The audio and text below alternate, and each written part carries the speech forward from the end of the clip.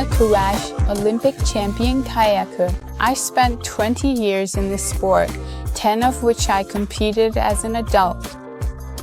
I retired 3 years ago, but while I was a professional athlete, I also encountered cold therapy and various recovery methods related to cold water countless times. After 2015, when I first encountered the cold therapy pool, I started using it regularly in the following years, especially during the summer. I think the cold therapy tub is very useful because it's immediately available after a workout, or in this case, if someone has the Wellis Iceland at home, it's much more accessible and can be used more frequently. During the winter, I used to go to a hydrotherapy chamber regularly, but of course you had to go there, make an appointment, so it was a bit more complicated and time-consuming than just being able to jump into cold water right after a workout whenever you want, according to your own schedule, and grit your teeth for a bit.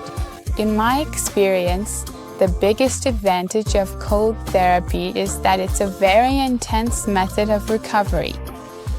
So, in my opinion, when the body is suddenly exposed to a really cold environment, it very quickly triggers self-healing processes, recovery processes, and stimulates the cells to function. From my personal experience, I could really feel the difference after a very tough lactic acid building workout. If I didn't do anything except stretching, I could tell what shape I was in for the next session. But if I immediately took an ice bath or went into a cold chamber right after training, my body felt so much lighter at the next workout. So the difference is absolutely noticeable. Those who are already used to cold water and are brave and trained enough can use the tubs for therapeutic purposes, and you can even cool the water down to 2 degrees Celsius. But it's important to note that you definitely have to train your body for this. If someone is trying cold therapy for the first time, I recommend that they definitely follow the principle of gradual progression.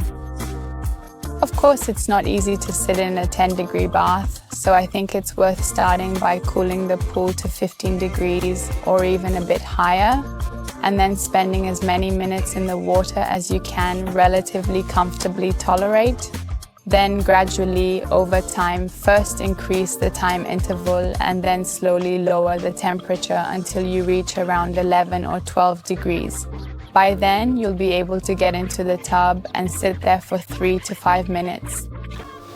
Another good piece of advice, in my opinion, is that it's not really worth spending a long time getting used to the water temperature. So if you've decided to get into the tub, it's best to get through those first few moments as quickly as possible. What can really help a lot is using your breathing to calm yourself down. It takes a lot of focus when you're sitting in 10-degree water, so you really have to create very calm moments for yourself. One big advantage of the Wellis Iceland is that my partner and I can use it together, so you don't have to sit alone in the tub. You can both tough out the cold water bath together and then enjoy the warm water together afterwards.